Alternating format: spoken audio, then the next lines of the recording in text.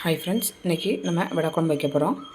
நான் இந்த கப்பளவு 100 கிராம் பிடிக்கும். இதில் கடலைப்பருப்பு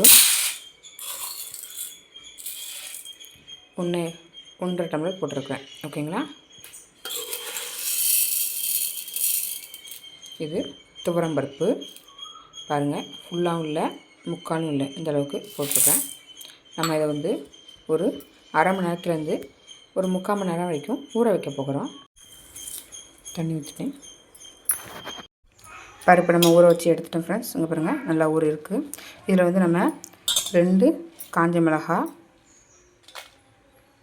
கொஞ்சோண்டி பெருஞ்சீரகம், அப்புறம் 2 பல் இஞ்சி, இதை போட்டு நம்ம 2 உப்பு போட்டு இதை வடைக்கு அரைக்க மாதிரி அரைச்சி வச்சுக்கிடுவோம்.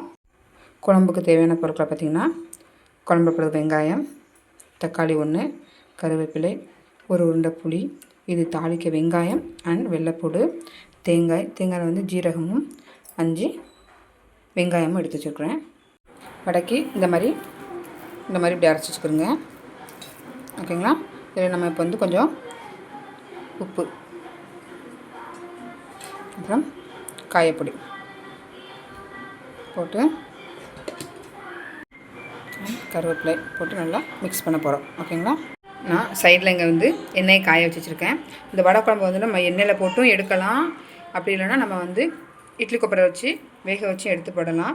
2 ஸ்டைல் இருக்குது. நான் உங்களுக்கு 2 முறையுமே இப்போ எண்ணெயில் போட்டு செஞ்சு காமிக்கிறேன். அடுத்தது வைக்கும்போது உங்களுக்கு இட்லி கொப்பரை வச்சு அவிச்சு வச்சு செஞ்சு காமிக்கிறேன். அதுக்கு வறுத்தரைச்சி வச்சா இன்னும் நல்லாயிருக்கும். தேங்காயெல்லாம் நான் எண்ணெயில் போட்டேன். இப்படி உருண்டை சைஸில் எடுத்து போட்டுட்ருக்கேன். பாருங்கள், ரொம்ப இது வேக வேண்டாம்.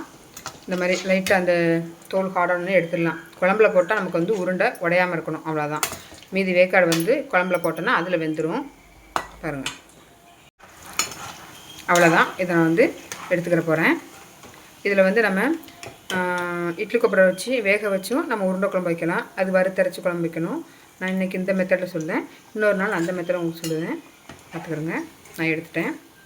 குழம்புல போட்டோன்னா உருண்டை எப்படியும் உடையாது.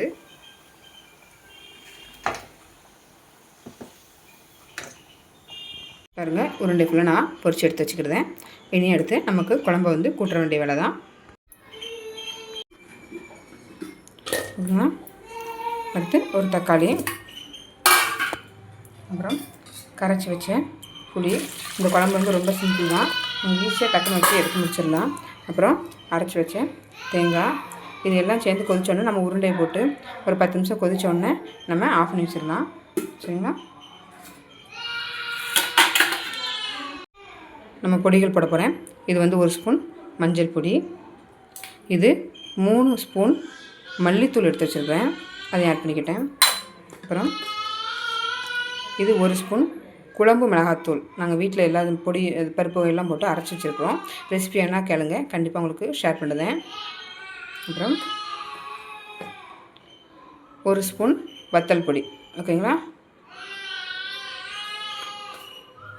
நம்ம கிண்டி கொடுத்துட்டு இதில் இன்னும் 1 டம்ளர் தண்ணி ஊற்றிட்டு நான் தண்ணி ஆட் பண்ணிக்கிற போகிறேன்.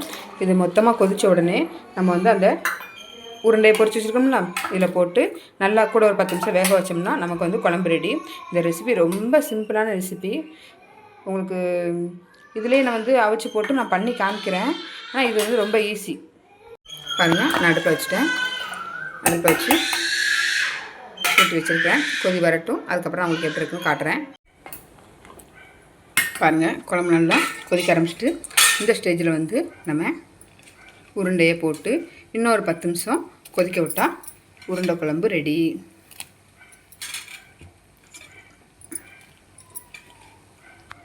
நான் உருண்டையை போட்டேன், நல்லா கொதிக்க விட்டுட்டேன்.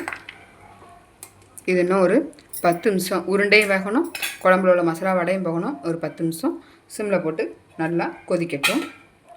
நான் சிம்மில் போட்டு மூடி வச்சுருவேன். பாருங்கள் ஃப்ரெண்ட்ஸ், குழம்பு நல்லா கொதித்து ரெடி ஆகிட்டு நான் இப்போ உங்களுக்கு கிண்டி காமிக்கிறேன். பாருங்கள். ஓகேங்களா? இனி நம்ம தாளித்து மட்டும் ஊற்றினா வேலை முடிஞ்சது. இப்போ தாளித்து ஊற்றுறேன், எப்படின்னு பாருங்கள்.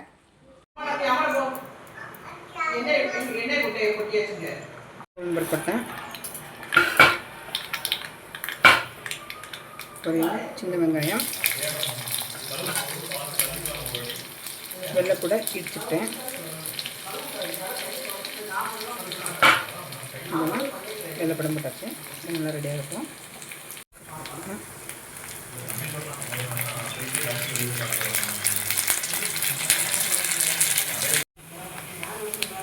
தால்சா ரெடி ஆகிட்டு இதில் கொஞ்சோண்டு காயம் போட்டு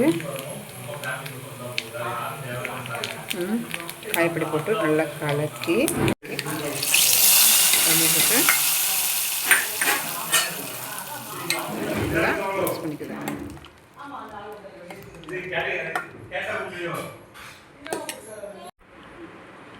உருண்டைக்குழம்பு ரெடி ஆகிட்டு